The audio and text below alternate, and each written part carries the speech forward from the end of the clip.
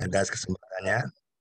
Dan mudah-mudahan ini menjadi pembelajaran yang penting buat sekalian. Memang di saat pandemi banyak sekali hal yang perlu kita perhatikan terkait dengan kebugaran kita untuk menjaga imunitas agar tetap tinggi sehingga kita tetap sehat.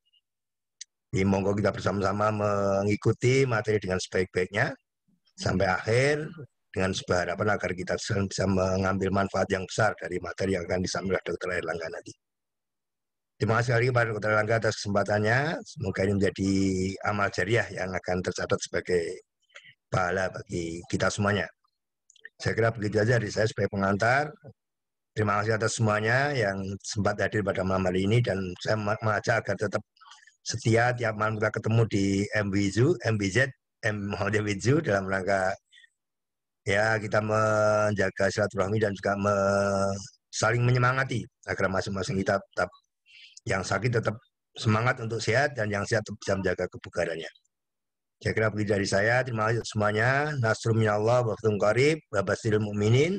Assalamualaikum warahmatullahi wabarakatuh. Waalaikumsalam warahmatullahi wabarakatuh. Kami ucapkan terima kasih kepada Pak Isnawan atas sambutan dan perkataannya. Semoga dapat memperlancar acara kita malam hari ini. Baik, Bapak Ibu yang dirahmati oleh Allah, malam hari ini tema kita sangat menarik, yakni olahraga saat pandemi.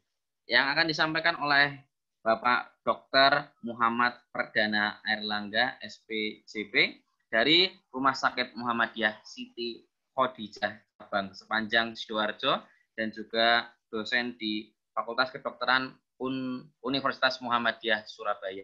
Kepada Dr. Muhammad Perdana Erlangga kami persilakan. Ya, Darnun, Mas Abdul. Bismillahirrahmanirrahim. Assalamualaikum warahmatullahi wabarakatuh. Waalaikumsalam warahmatullahi wabarakatuh. Oke. Yang kami hormati Dr. Ekorini, Bapak Isnawan, dan Bapak Ibu peserta Muhammadiyah with you. Ya. Alhamdulillah, malam hari ini saya senang sekali. Jadi memang kalau tadi saya biasanya juga sering dimintai tolong untuk memberikan materi mengenai kesehatan jantung. Namun pada kali ini memang ini materi yang menarik sekali karena olahraga saat pandemi ini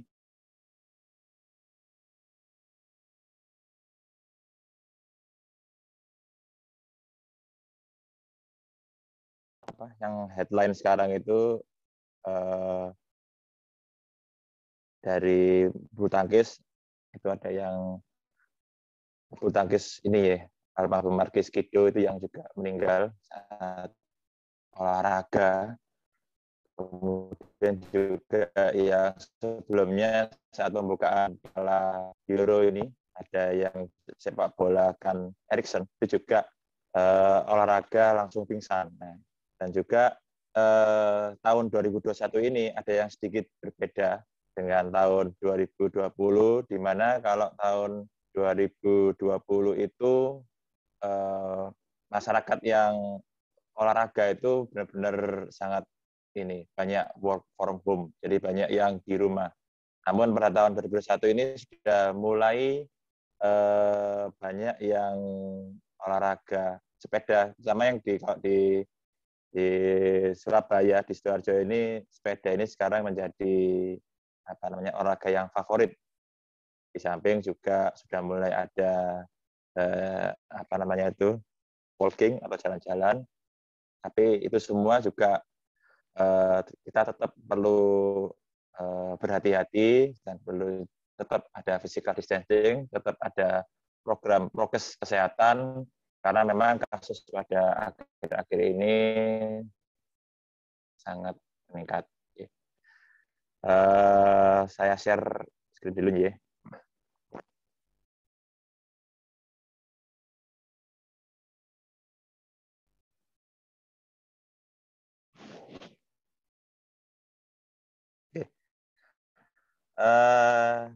Apakah PowerPoint saya terlihat, Bapak Ibu? Masih loading sebenarnya. Sudah. Siap. Loading. Tambah. Sudah. Nggih. Nggih, terus nuwun. Jadi nanti mungkin saya akan materi ini 20 menit. Nanti mungkin lebih banyak untuk diskusi karena memang sebenarnya banyak hal yang bisa nanti kita diskusikan. Jadi ini saya mulai aja untuk materi malam hari ini. Sebenarnya dari WHO ini sudah ada rekomendasi bahwa aktivitas fisik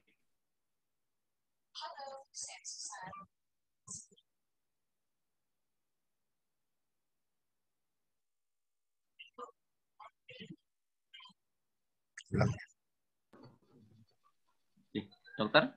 Hilang ya, Mas? Ji, sepertinya hilang ya. hilang, Dok. Ji. Ada. Masih ada. Bentar. Oh, hilang ya. Keluar.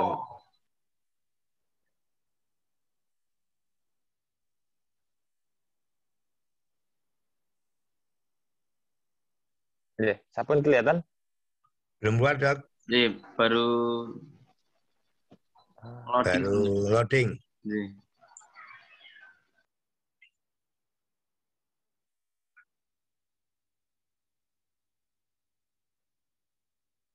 Ampun.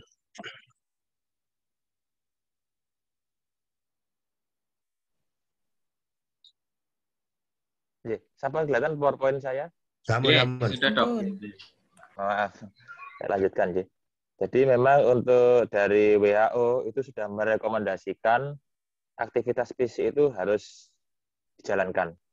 Jadi untuk usia dewasa dan juga usia lanjut itu 70 ini menit ya, 75 menit untuk vigorous intensity atau 150 menit dalam 1 minggu, minutes per week.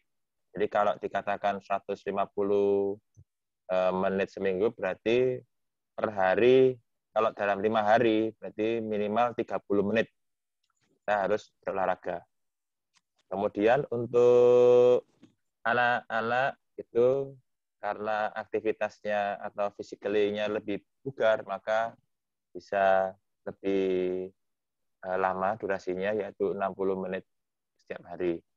Tetapi untuk usia lanjut, gimana dengan mobilitas yang kurang, itu tetap diusahakan untuk melakukan physical activity.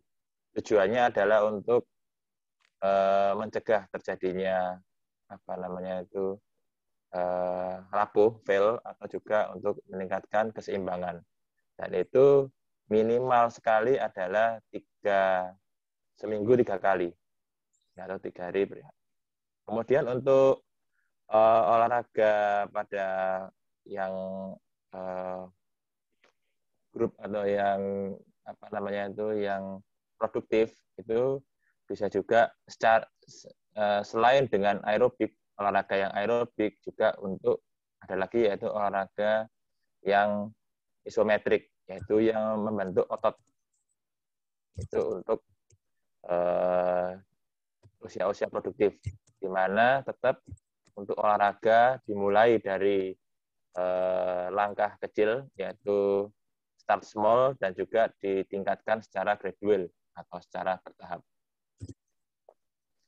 Jadi tujuan dari manfaat daripada aktivitas fisik pada dewasa itu dapat satu adalah meningkatkan kesehatan, kemudian memperbaiki tidur, karena biasanya kalau sering olahraga secara rutin, maka kualitas tidurnya juga akan semakin baik. Kalau kualitas hidupnya baik, berarti untuk manajemen stresnya akan bagus, dan juga akan meningkatkan atau memperbaiki kualitas hidup. Di mana menurut penelitian bahwa manfaat dari aktivitas fisik itu dapat menurunkan diabetes sebesar 40%, kemudian penyakit kardiovaskular 35%, kemudian resiko depresi, demensia, karena tadi manajemen stresnya juga bagus, itu juga akan menurun 30%, kemudian nyeri-nyeri, nyeri punggung, kemudian nyeri sendi itu juga akan menurun 25%. Jadi dari WHO tetap tadi adalah yang paling bagus adalah 75 menit per minggu itu untuk intensitas yang vigorous atau yang berat seperti lari, kemudian olahraga dan naik tangga. Naik tangga termasuk juga vigorous intensity, atau kalau yang paling standar adalah 150 menit per minggu atau dalam satu hari 30 menit. Itu sudah bagus. Bahkan jalan-jalan pagi, kemudian sepeda santai itu juga masuk dalam kategori moderate dari intensity. Atau yang paling bagus adalah kombinasi dari keduanya. Dan juga diusahakan bahwa kurangi duduk. Jadi seperti nonton TV ini yang sering saat di rumah saja. Nah, ini kan yang tahun lalu 2020 itu banyak yang sit less, yang sit more. Sehingga itu juga ternyata bisa meningkatkan dari resiko kardiovaskuler. Kemudian untuk usaha produktif tetap kita perkuat dari otot, karena sebenarnya tujuan dari olahraga itu adalah strengthening, yaitu memperkuat otot, kemudian stretching, dan juga balancing. Itu yang poin atau prinsip dari olahraga. Oke. Kemudian untuk ukuran intensitas, kalau dari ilmu faal ataupun ilmu jantung, itu ukuran untuk menghitung intensitas aktivitas fisik itu dengan namanya adalah metabolic equivalent atau MET. Jadi 1 MET itu sama dengan jumlah oksigen yang dikonsumsi saat istirahat, atau setara dengan 3,5 liter oksigen per kilogram berat badan per menit.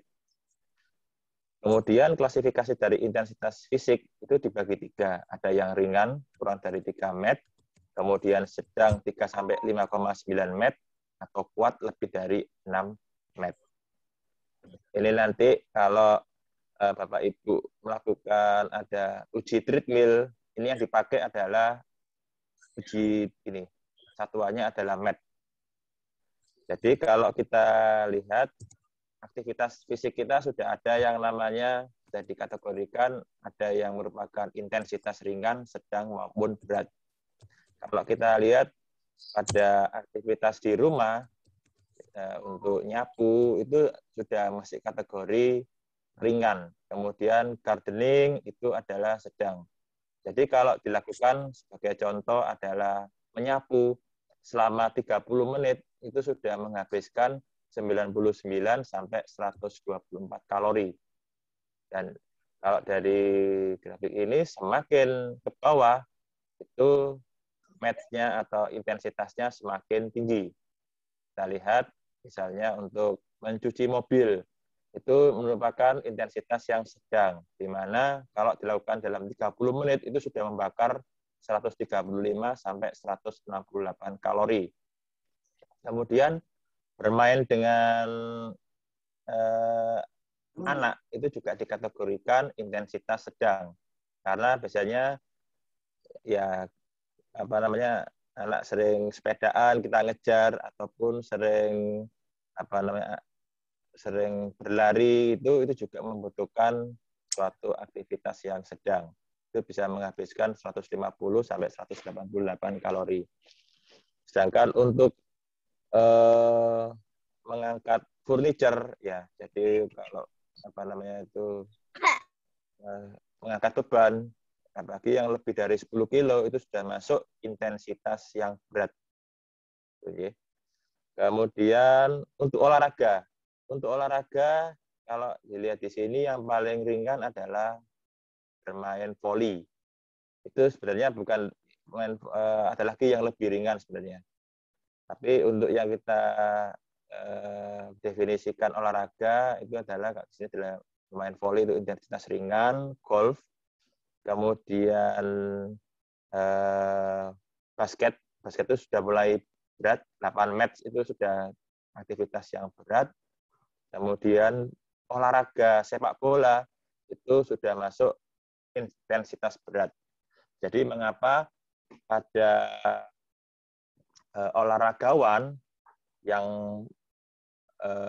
memang tujuannya adalah untuk kompetisi, itu pasti ada suatu pemeriksaan kesehatan yang intens atau minimal adalah treadmill, karena untuk mengetahui kebugaran atau kapasitas fungsional.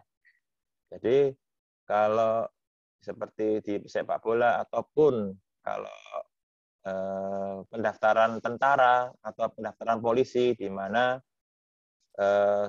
memang untuk kegiatannya memang sangat membutuhkan aktivitas fisik yang berat, itu wajib dilakukan treadmill karena untuk mengetahui risiko adanya kejadian kardiovaskuler atau kejadian penyakit jantung di kemudian hari.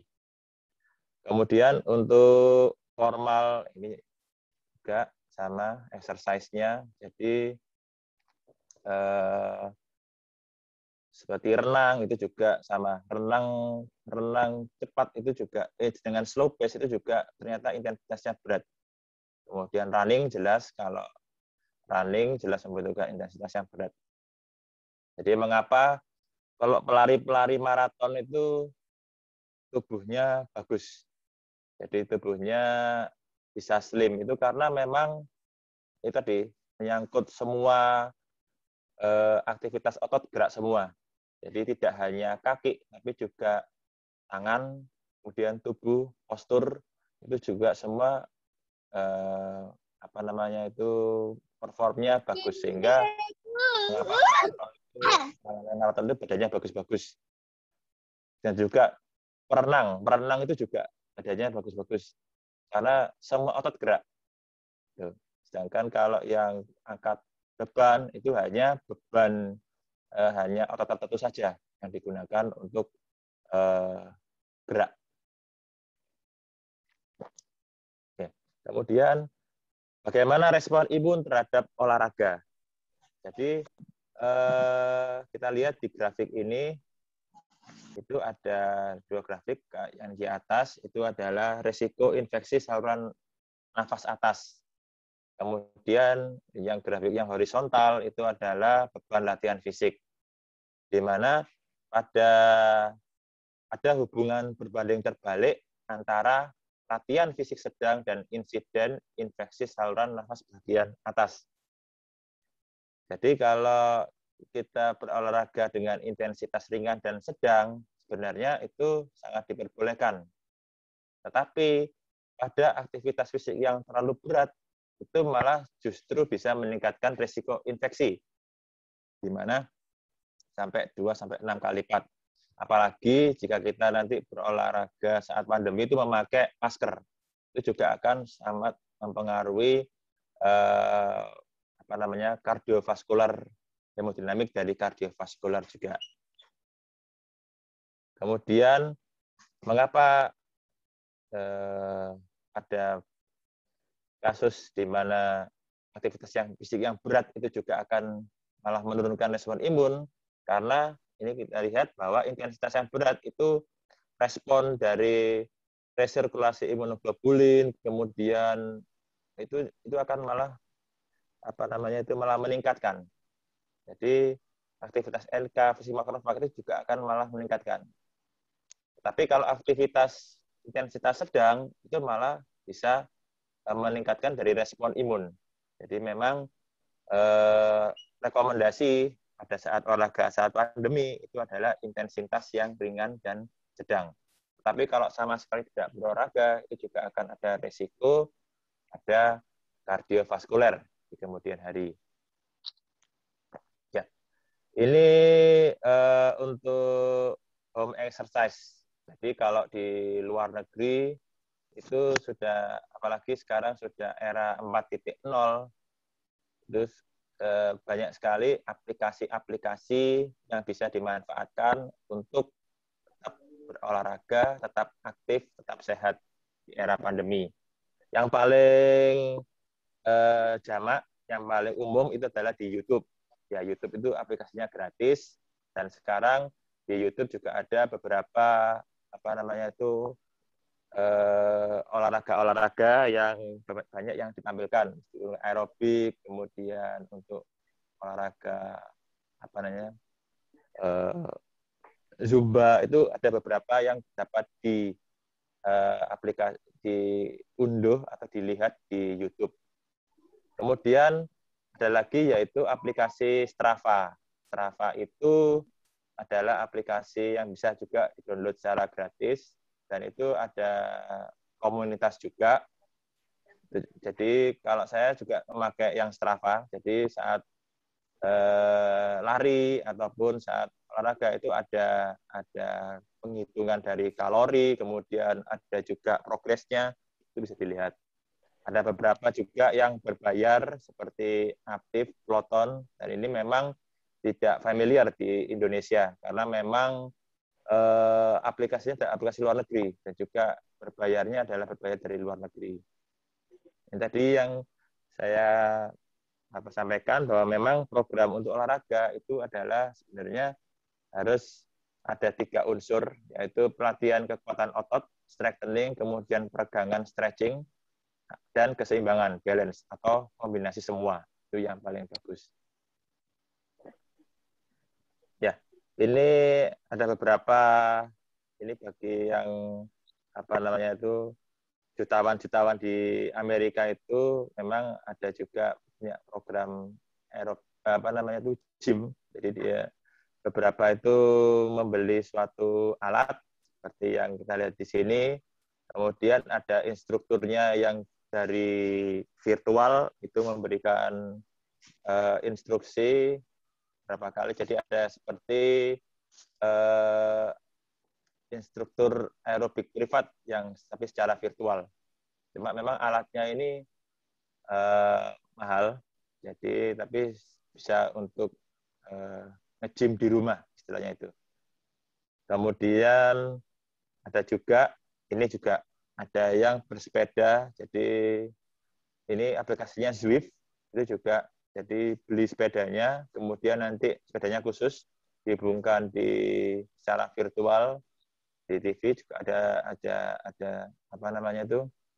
ada instrukturnya juga, jadi seperti kita bersepeda virtual tapi tetap juga mengeluarkan keringat, jadi juga ada beberapa kalori yang dikeluarkan. Ini juga sama, ini semua dari luar negeri. Ya, kemudian yang perlu diperhatikan tetap, apakah berolahraga di saat pandemi itu boleh? Sangat boleh. Tetapi yang perlu diingat adalah tadi, tetap tidak boleh abai pada prokes. Lagi juga physical distancing, itu juga. Karena kita tahu bahwa droplet akan jatuh dan menguap sebelum mencapai jarak 1,5 meter. Jadi jarak aman antara kalau jalan-jalan itu adalah 5 meter untuk physical distancing-nya. Tapi kalau untuk lari itu 10 meter. Ya. Ini di mana ini tidak menggunakan tidak menggunakan masker ya. Jadi kalau droplet itu bisa berinteraksi dengan individu satu dengan individu yang lain, itu kalau jalan sekitar 5 meter, kalau lari 10 meter masih bisa nyantol. Kemudian kalau sepeda, ini yang sepeda yang cepat atau sepeda yang ini itu juga sampai 10 meter droplet bisa menempel. Jadi jarak amannya adalah 10 meter. Kemudian ini juga untuk efek masker ya. Jadi masker itu memang digunakan saat olahraga itu sangat tidak mengenakan, karena kan memang kalau kita olahraga itu harusnya dalam menghirup udara bebas. Jadi exhale, inhale-nya harus bagus. Jadi kalau masker berarti ada pertukaran dari aliran oksigen dan juga karbon dioksida akan terperangkap. Sehingga rekomendasinya memang kalau memakai masker, ada masker yang bisa ada ininya, Kalau yang terbaru itu, mohon maaf kalau saya menyebutkan merek ya, ada yang beberapa masker yang LG itu di mana dia punya sirkulasi apa namanya itu, ada sirkulasinya, itu masih bisa, tapi pun itu hanya digunakan untuk intensitas yang ringan maksimal yang sedang. Tetapi kalau intensitasnya olahraga berat itu sangat tidak direkomendasikan memakai apapun masker. Apalagi memakai masker yang lebih ketat seperti N95 itu sangat tidak diperbolehkan pada saat olahraga, baik itu intensitas sedang maupun intensitas yang berat. Ya. Karena tadi juga akan jadi ternyata saat efek masker itu juga akan menurunkan dari PaO2 dan meningkatkan PaCO2, sehingga tadi yang pinginnya sehat saat olahraga itu juga akan terjadi letargi atau fatigue, kemudian juga akan di otak juga akan menurunkan dari kognisi, kemudian juga di jantung juga akan menurunkan coronary perfusi, dan juga di liver juga akan meningkatkan metabolisme anaerobik. Itu semua juga akan malah membahayakan daripada individu sendiri. Jadi olahraga apa yang untuk penderita COVID? Oh ya, ini untuk penderita COVID ya. Jadi kalau penderita COVID itu yang disarankan adalah yang gejala ringan atau tanpa gejala. Jadi kalau gejalanya sedang itu apa namanya? Ini jadi ringan, sedang berat pun sebenarnya tidak diperbolehkan untuk COVID, karena memang sudah terjadi gangguan respirasi sehingga kalau dipaksakan malah akan banyak mudaratnya. Ya, jadi ini ilustrasi aja.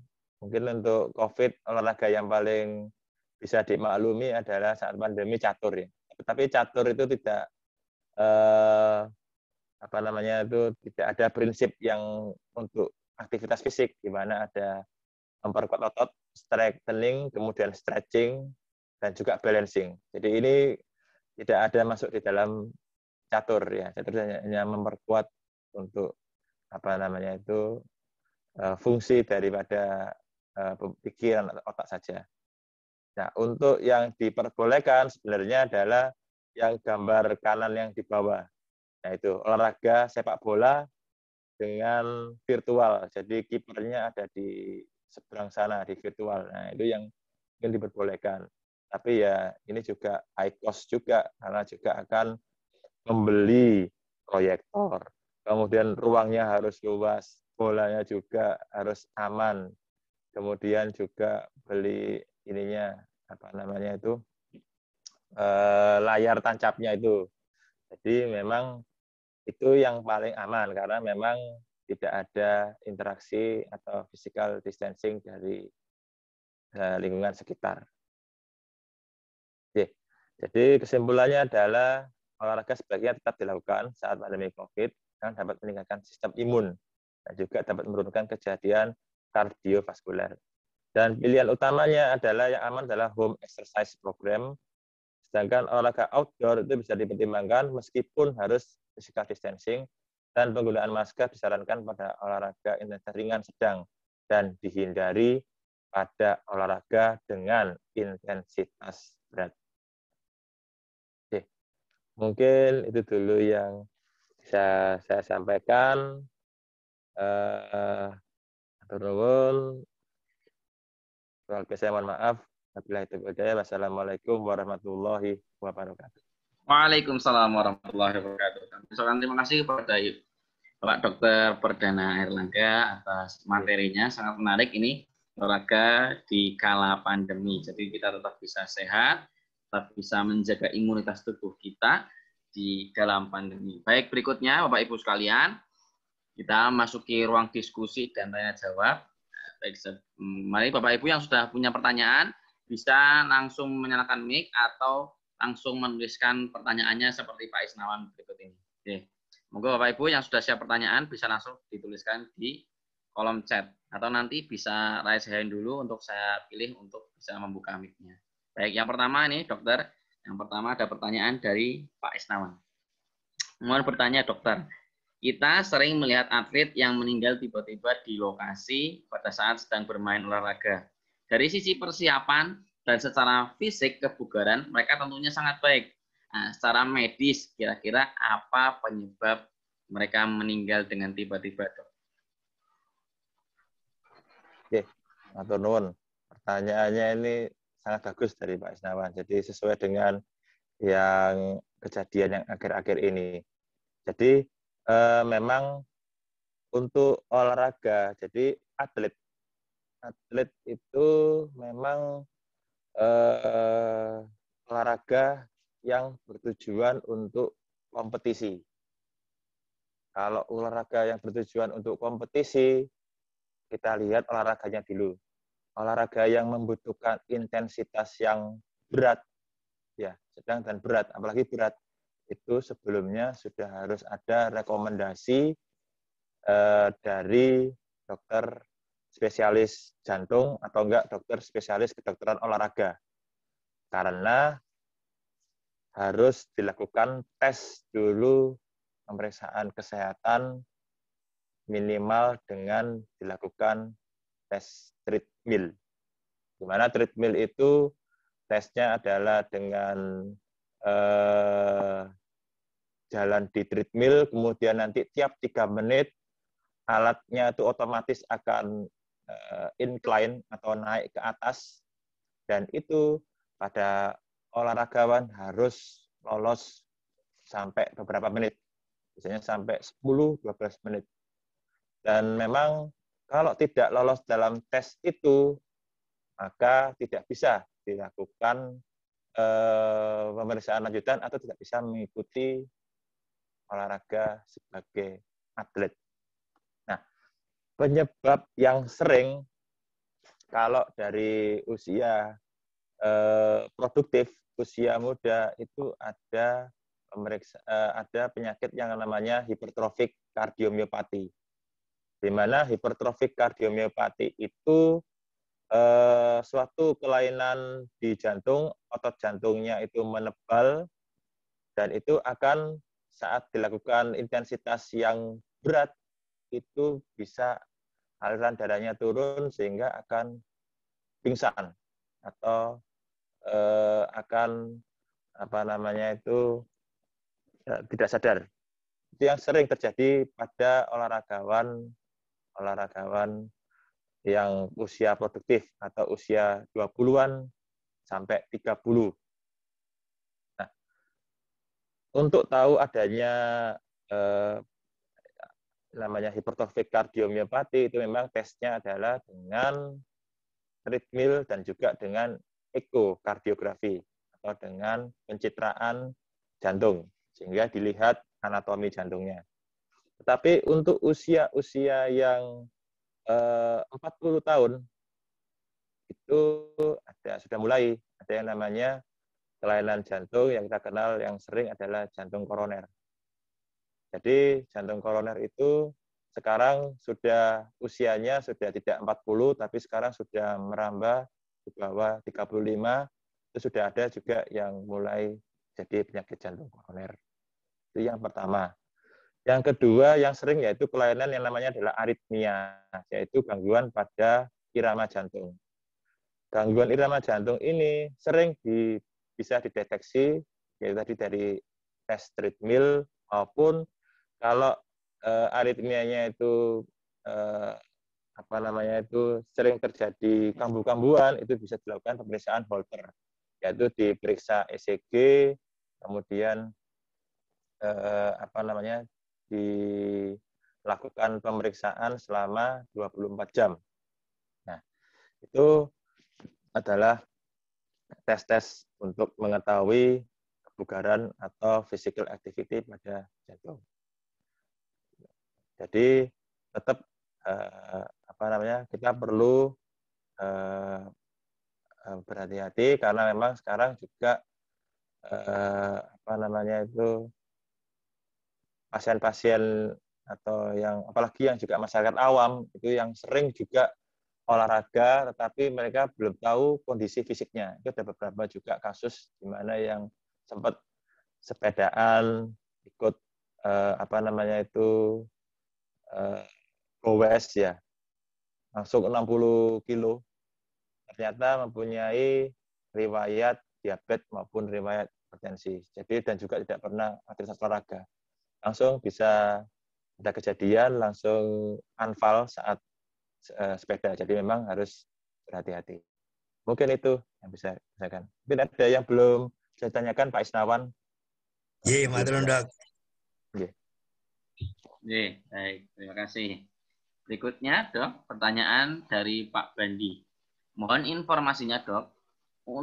Untuk olahraga yang spesifik itu apa, Dok? Orang yang sedang terkena COVID nih, Dok. Jadi apa saja kira-kira yang konkret, Dok?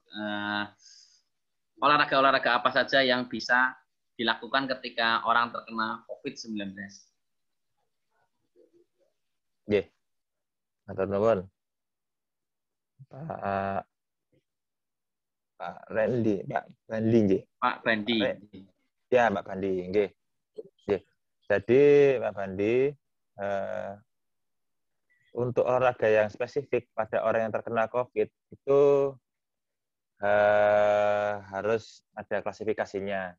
Ada COVID yang bergejala, di mana gejalanya sedang dan berat, itu tidak boleh untuk berolahraga. Karena itu kalau dilakukan olahraga, karena saat sedang dan berat itu dari patofisiologi COVID itu ada respon inflamasi atau respon tubuh memerangi virus yang sedemikian hebatnya. Sama seperti pada pasien atau orang yang terkena demam itu tidak boleh untuk olahraga karena metabolismenya meningkat. Kalau ditambah dengan olahraga itu akan malah menurunkan respon imun. Jadi yang bisa dilakukan adalah pada yang COVID, kalau saya pribadi adalah yang tidak bergejala. Jadi di mana swab-nya positif tetapi tidak bergejala. Itu bisa dilakukan olahraga dengan intensitas yang ringan. Tapi kalau ringan, apalagi sudah ada gejala demam, pilek, itu lebih baik adalah tidak dilakukan olahraga. Ya. Jadi tetap yang penting adalah memperbaiki daripada respon imun tubuh. Karena memang tadi respon imun tubuh pada pasien-pasien COVID dengan bergejala itu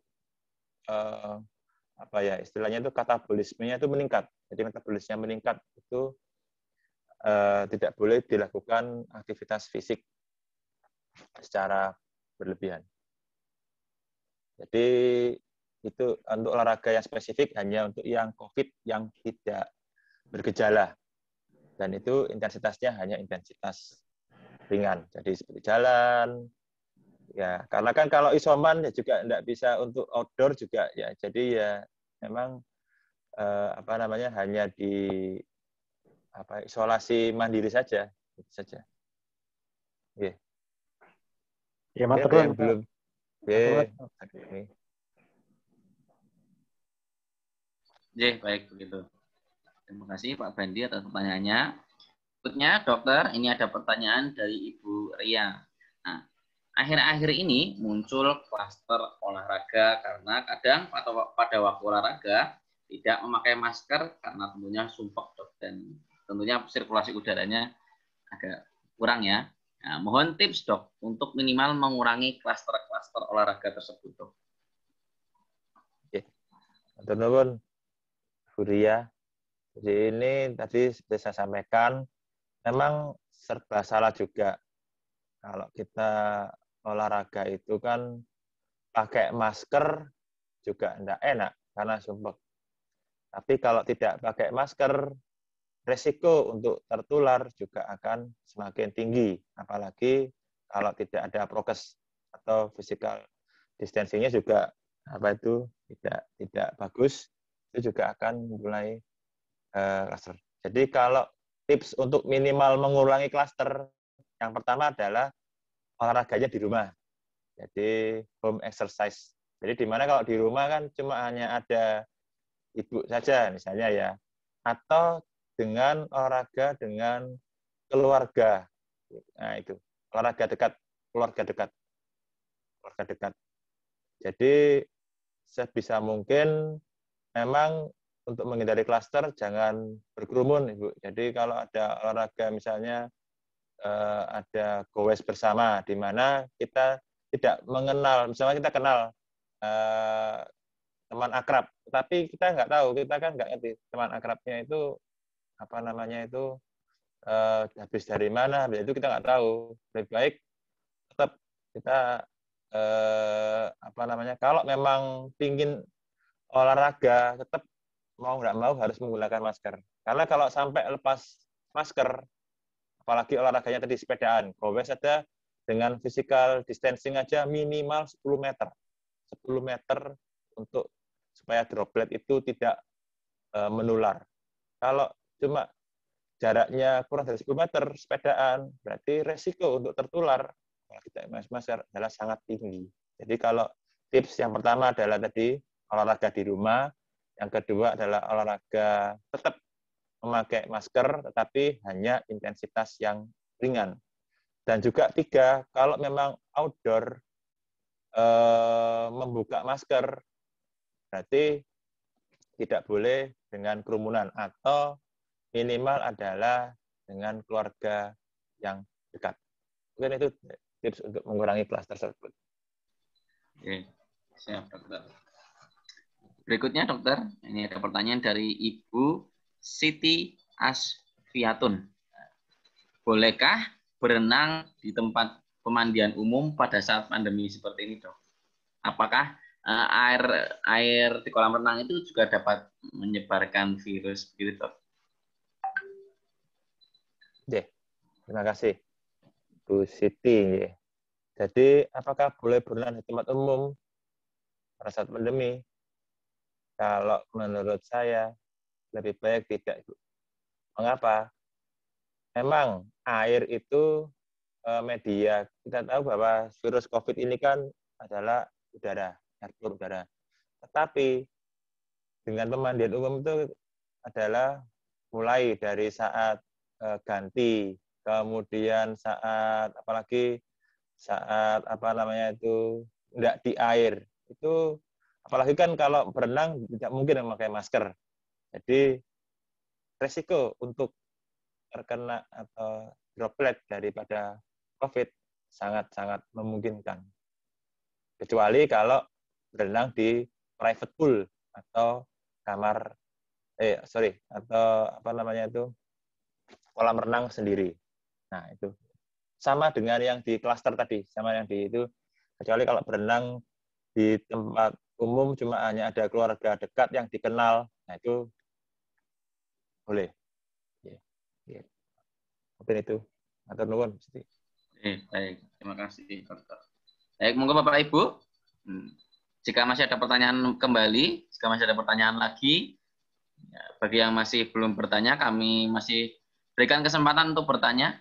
Ibu Sri Subaryani, apakah ingin bertanya Ibu? Atau Ibu Tri Setianingsih? Assalamualaikum warahmatullahi wabarakatuh. Waalaikumsalam. Waalaikumsalam warahmatullahi wabarakatuh. Dokter, saya mau menanyakan, ketika kita olahraga di tempat, misalnya jogging, push up, atau sit up, atau semacam apa ya, gerakan di tempat, itu perlukah menggunakan masker walaupun di depan rumah? Atau mungkin ketika di sekolah pas saat-saat jam istirahat. Yang kedua, ketika kita naik sepeda, bukan gowes ya Pak Dokter, tapi hanya semacam untuk refreshing ya, misalnya sekitar 1 kilo sampai 3 kilo. Itu apakah diperlukan menggunakan masker? Kenapa? Karena saya pernah membaca buku, kalau menggunakan masker, ketika kita posisinya itu olahraga, itu malah justru mengganggu pernafasan. Sehingga kita belum saatnya menggeh-menggeh, sudah menggeh-menggeh. yang saya khawatirkan itu ketika kita olahraga walaupun ringan dengan masker itu malah justru tidak fokus karena dikit-dikit mengge-mengge. Nah, ketika lepas masker maka kita akan loss. Sehingga kita akhirnya akan maksimal berkeringat, kemudian merasa plong. Nah, yang betul atau yang secara medis itu yang bagaimana? Terima kasih dokter. Wassalamualaikum warahmatullahi wabarakatuh.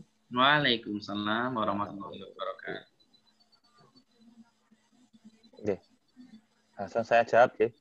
Silakan dokter, silakan. Oke, pertanyaannya bagus sekali. Tapi tetap sebenarnya jawaban saya itu sama seperti jawaban yang tadi. Yang penting adalah saat COVID ini yang perlu diperhatikan adalah aman lingkungan dulu. Jadi tadi pertanyaannya, apakah kalau di depan rumah itu boleh tidak memakai masker? Jawabannya adalah sesuai dengan lingkungan. Kalau memang lingkungannya itu jauh, tadi kan saya sebutkan untuk jalan minimal adalah 5 meter dari jarak dari individu satu ke individu lain. Kalau memang lingkungannya jaraknya jauh-jauh antara orang ketemu orang di outdoor, tidak ada masalah, tidak pakai masker. Tapi kalau jaraknya berdekatan, atau ketemu, kita nggak tahu, kadang-kadang say hello ke tetangga, kita mepet awalnya, Bu, ini ada oh iya, nggak dengar gitu, ada gosip ini. Nah, kita secara tidak langsung itu akan semakin memperpendek jarak merapat, itu akan menjadi resiko untuk tertular, droplet juga akan semakin besar. Jadi kalau memang kita estimasi jaraknya kita bisa mengestimasi jauh. Kalau di depan rumah kan ada halamannya, insya Allah tidak ada masalah, Bu. Tapi kalau kita sudah keluar dari halaman, kita di daerah jalanan di sekitar rumah, saran saya tetap memakai masker. Karena tadi kadang naluri dari manusia itu adalah memang ingin bertatap muka, ingin berkomunikasi, itu secara nggak sengaja memang tetap physical distancing-nya itu akan mengabaikan, sehingga saran tetap memakai masker. Yang kedua adalah mengenai sepeda. Tadi disebutkan bahwa sepeda itu berisiko juga untuk menularkan. Apalagi kalau sepedanya cepat, jarak 20 meter saja bisa menularkan untuk droplet. Sehingga kalau saran saya, memang sepedanya adalah sepeda saat pagi hari, dan juga tadi aman lingkungan, di mana antara jarak sepeda satu dengan sepeda yang lain itu jauh-jauh. Diperkirakan adalah sudah lebih dari 20 meter. Monggo, itu tidak apa-apa kalau memakai. Cuma tadi naluri dari manusia itu memang senang kalau ada ketemu teman, ketemu ini, sehingga tadi resiko juga untuk kalau tidak memakai masker juga ada resiko. Jadi itu mungkin Putri yang bisa saya sampaikan. Ya, terima kasih. Aja ralat, saya naik sepedanya bukan untuk gowes ya, tapi untuk sebagai kendaraan bekerja, Dok. Jadi jarang